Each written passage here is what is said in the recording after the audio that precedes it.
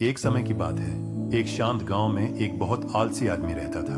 वह हमेशा ऐसा तरीका ढूंढता था जिससे बिना मेहनत किए खाना मिल सके। एक सुबह जब वह गांव के बाहर घूम रहा था, उसे एक सेब का पेड़ मिला।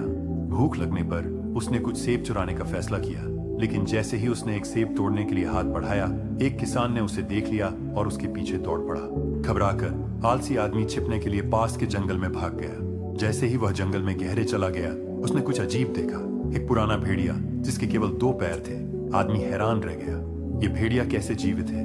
उसने आश्चर्यचकित था। भेड़िया दौड़ नहीं सकता था या भोजन का शिकार नहीं कर सकता था। यह जंगली खतरों के सामने असहाय प्रतीत होता था, फिर भी वह वहां था, जीवित और शांति से रेंगता हुआ। अचानक आदमी ने देखा कि एक शेर भेड़िए की ओर आ रहा है। आदमी ने जल्दी से एक पेड़ पर चढ़कर खुद को सुरक्षित किया, लेकिन उसके आश्चर्य की बात यह थी कि शेर के मुंह में मांस का एक टुकड़ा था और भेड़िए पर हमला करने की बजाय उसने उसके सामने मांस गिरा दिया और चला गया। आदमी आश्चर्यचकित था।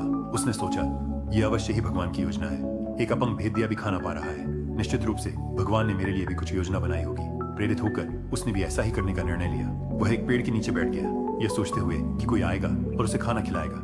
वह प्रतीक्षा करता रहा और प्रतीक्षा करता रहा और करता रहा। पूरे 2 दिन बीत गए, लेकिन कोई खाना नहीं आया। अंततः भूखा और कमजोर वह उठा और चलना जारी रखा। अपने रास्ते में वह एक बूढ़े साधु से मिला। उस आदमी ने जो कुछ देखा था वह सब कुछ साझा किया और पूछा, ओह बुद्धिमान व्यक्ति, मैंने ईश्वर की दया देखी। उसने एक शेर को एक अपंग भेड़िए को खिलाने के लिए भेजा, लेकिन उसने मेरे ऊपर दया क्यों नहीं दिखाई? साधु ने धीरे से मुस्कुराते हुए कहा, हाँ, यह सच है कि ईश्वर की सबके लिए एक योजना है। आप निश्चित रूप से इसका हिस्सा हैं, लेकिन मेरे बेटे, तुमने उसके संदेश को गलत समझा।